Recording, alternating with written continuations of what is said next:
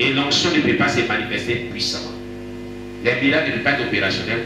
Vos prières ne peuvent pas être exaucées à ce moment. Parce qu'il y a une lutte. Il y a la chair qui veut prendre le dessus. Il y a l'esprit qui veut prendre le dessus. Et ça dépend de vous. Quelqu'un me comprend? Amen. L'onction de Dieu évolue en proportion de la gloire de Dieu. Mais la base des données, c'est la foi qu'on manifeste. Et la foi là vient dans la vie de communication avec le Saint-Esprit. Son fondement, son origine, c'est la vie de communication avec le Saint-Esprit. Parce que s'il n'y a pas de communication, comment tu vas entendre la voix de Dieu? On a dit la voix vient de ce qu'on entend. Et ce qu'on entend vient de la parole du Seigneur. Alléluia. Amen. Alléluia. Amen. Celui qui a plus de communication avec le Saint-Esprit a plus d'onction.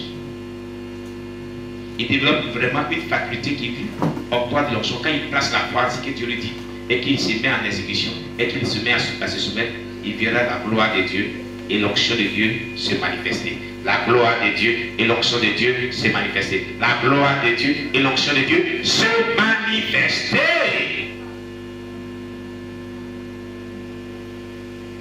Lis la suite.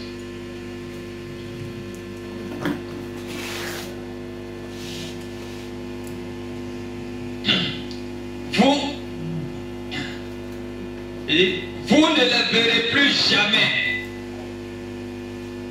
L'Éternel combattra pour vous et vous gardez le silence. L'Éternel dit à Moïse, pourquoi s'écrit? Pourquoi s'écrit? Parle aux enfants d'Israël. Parle aux enfants d'Israël. Et qu'ils marchent. Et qu'ils marchent. Toi, lève ta verge. Lève ta verge. Étends ta main sur la mer. Étends ta main sur la mer. Et fends-la. Et fends-la. Et les enfants d'Israël entreront au milieu de la mer à sec. Et les enfants d'Israël rentreront au milieu de la mer à sec. Dieu donne un ordre à Moïse auquel il doit obéir. Il obéit exactement tout ce que Dieu lui a dit. Il prend sa verge. Et on dit il faut qu'il fonde la mer avec. Grande mer rouge là. Il faut fondre cette mer à la verge. Il prend, tape la mer, elle s'effondre effectivement. Si quelqu'un d'autre venait puis taper ça, il n'aurait pas s'effondrer. Parce que quoi? Il a entendu quoi? Il n'a rien entendu. Il n'en sait rien. Mais il ne peut pas avoir la foi quand on n'entend rien. Il ne peut pas avoir des fois quand on n'entend rien. Il faut entendre la voix de Dieu pour qu'il y ait la foi. Il faut une communication pour qu'il y ait une foi. C'est ce que Dieu nous nos enfants enseigner ce matin. Il faut vraiment une communication d'intimité dans ton cœur avec Dieu pour qu'il y ait une foi. Vous qui n'avez pas de communication de Saint-Esprit, vous n'aurez jamais de foi puissante. Vous aurez une petite foi. C'est tout. Vous ne manifesterez pas une grande foi. Ceux qui manifestent une grande foi sont les personnes qui communiquent beaucoup avec Dieu et qui sont soumis à Dieu, qui savent comment Dieu les parle, qui connaissent la voix de Dieu. Et ils placent une confiance et foi pleine dans cette foi. Veux-tu un miracle dans ta vie? Veux-tu un miracle dans ta vie? Le peuple juif avait besoin de miracles. Moïse avait besoin de miracles. Il a placé sa foi dans ce que Dieu lui a dit. Amen. Qu'est-ce que Dieu t'a dit par rapport à ta situation? C'est la question. Dieu t'a dit quoi par rapport à ce que tu vis comme épreuve? C'est la question. Moïse, Dieu lui a dit quelque chose par rapport à ce qu'il vivait. Il a placé sa foi dedans et il a obéi à cela. Toi, Dieu t'a dit quoi? C'est là la grande question. Or, la Bible déclare dans 2 Corinthiens 13, verset 13, que la paix, la joie et la communication du Saint-Esprit soient avec vous tous. Donc, cette vie de communication-là est à ta disposition. Tu fais partie de nous tous. Mais pourquoi tu n'entends pas Dieu te parler? Qui est motif entre toi et Dieu? Qui est motif? Donc si tu es fautif, il faut réparer. Va vers Dieu, demande-lui pardon. Si tes bénédictions tardent, qui est fautif? Si ton miracle tarde, qui est fautif? il dit que la communication du Saint-Esprit soit avec nous tous. Il l'a mis sur ta disposition. La preuve en est qu'il a 1 fois parlé, 2 fois parlé, 3 fois, plusieurs fois parlé. Est-ce qu'il t'a privé de pouvoir entendre sa voix? Depuis que tu es dans le Seigneur, qui Dieu n'a jamais parlé? Qui a une fois entendu la voix de Dieu depuis qu'il est dans le Seigneur? Qui a une fois entendu la voix de Dieu depuis qu'il est dans le Seigneur? Tu n'as jamais entendu la voix de Dieu. Mamie, tu regardes là, il n'y a pas de toi. Tu n'as jamais entendu la voix de Dieu. Qui a une fois entendu la voix de Dieu depuis qu'il est dans le Seigneur? Levez les doigts, on va voir. Il y a des Français ici, hein. Le système colonial est encore là. Amen. Ça veut dire que Dieu t'a parlé. Donc Dieu ne t'a pas privé de sa voix. Ce qu'il a dit dans sa parole, il a compris. Il dit que la communication du Saint-Esprit soit avec vous tous. Donc il a réalisé son vœu. Maintenant, quand il te parlait, il y a des fois tu obéissais, il y a des fois tu désobéissais. Qui a vécu ça premièrement? Quand c'est comme ça, on fait comme ça. Hein? N'ayez pas honte, oh Jésus. Amen. D'accord. Maintenant, arrivé à ce moment, tu n'entends même plus sa voix. C'est qui?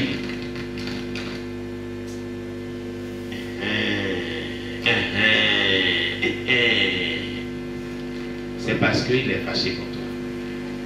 Il t'a dit de faire certaines choses qu'il n'a pas fait. Hein? Hein? Donc, un âme consciente t'a dit de faire certaines choses qu'il n'a pas fait. Comment est-ce qu'il va continuer à te parler? Il a dit, quand tu dis à ton enfant, je ne serai pas là, mais il faut veiller sur la maison. Je te donne vraiment un peu d'argent, tu vas faire des achats, tu vas faire du shopping. Et puis si tu viens, tu remplis le congélateur.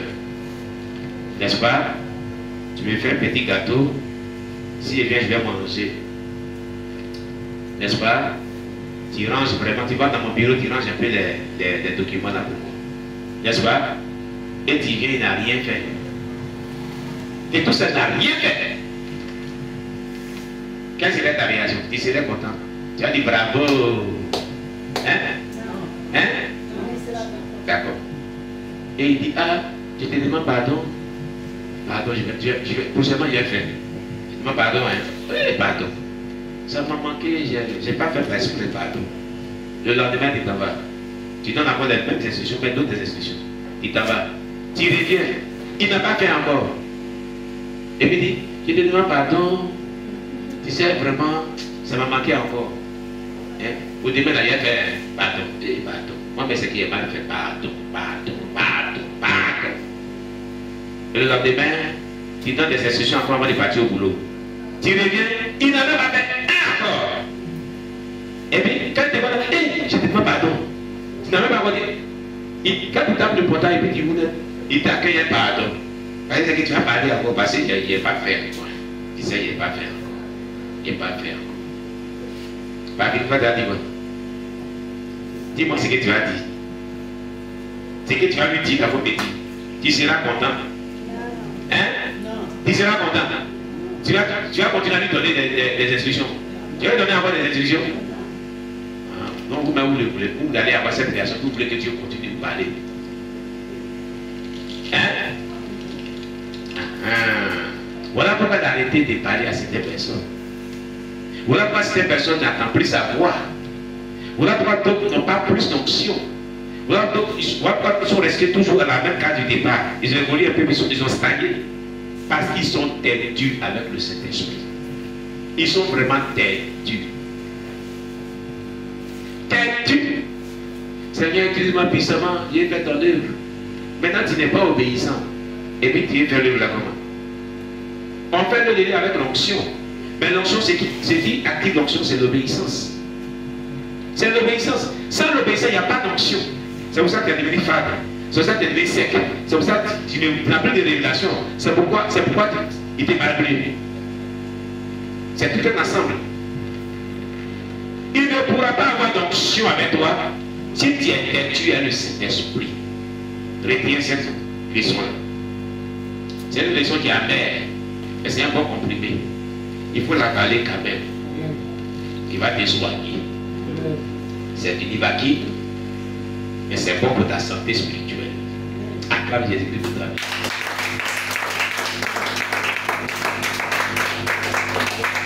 Car tous ceux qui sont obéissants au Saint-Esprit, c'est eux que Dieu a encouragé à parler, c'est eux que Dieu utilise puissamment. Si vous voyez quelqu'un que Dieu utilise puissamment, il manifeste l'onction. Et quand il agit dans le de Dieu, il y a des résultats. C'est une personne qui écoute Dieu. C'est une personne à qui Dieu parle. C'est une personne qui est soumise à Dieu. C'est tout. Souvent vous êtes là, vous dites, comment il fait même? Il est obéissant à ce que Dieu lui dit, c'est tout. C'est le secret, il n'y a pas quelque chose d'autre. Il fait ce que Dieu lui dit. C'est ce qu'il fait. Il ne fait pas le contraire de ce que Dieu lui dit. Mais toi, tu fais le contraire de ce que Dieu te dit. Et tu viens t'utiliser. Tu as utilisé comme moi-même. Il dit, qui utilise puissamment là? Qui? Dites-moi qui utilise. Qui utilise? Ah. Il te dit de faire quelque chose pour qu'il t'utilise. Toi, tu dis non. Donc, qui va t'utiliser? Il n'est pas content et puis il va t'utiliser. Donc, il devient hypocrite. Hein? Et puis quand tu es hypocrite, Dieu n'est pas content et puis il va t'utiliser. Depuis quand il est hypocrite, dites-moi un peu, Dieu n'agit pas comme un humain. Non. C'est tous les humains qui sont hypocrites. Qui ne sont pas contents et puis on fait semblant d'être contents et puis on est avec les gens. Dieu n'agit pas comme cela. Dieu est un Dieu de pureté, de sainteté, de justice. Et Dieu n'aime pas l'injustice. Dieu n'aime pas ce qui n'est pas bon. Il n'aime pas la désobéissance, mais plutôt il aime l'obéissance. Tout ce qu'on recherche là, c'est tout dans l'obéissance. L'onction, c'est tout dans l'obéissance. La gloire de Dieu se manifeste lorsqu'on est obéissant. La puissance de Dieu se manifeste lorsqu'on est obéissant. Les signes et les miracles se manifestent lorsqu'on... Lis la suite. Quand Moïse a fait tout ce que l'Éternel lui a dit, on va voir la suite. Continue. Lis la suite. Quand Moïse a fait ce que Dieu lui a dit là, qu'est-ce qui s'est passé? Et moi. Et moi. Tu as quel verset? Exode 14, verset 17. Voilà. Ok, puis c'est sûr. Et moi, je vais endurcir le cœur des Égyptiens. Je vais endurcir le cœur des Égyptiens. Pour qu'ils y entrent après eux. Pour qu'ils y entrent après eux. Et Pharaon et toute son armée. Et Pharaon et toute son armée. Ses chars et ses charriers feront éclater ma gloire. Feront éclater ma gloire.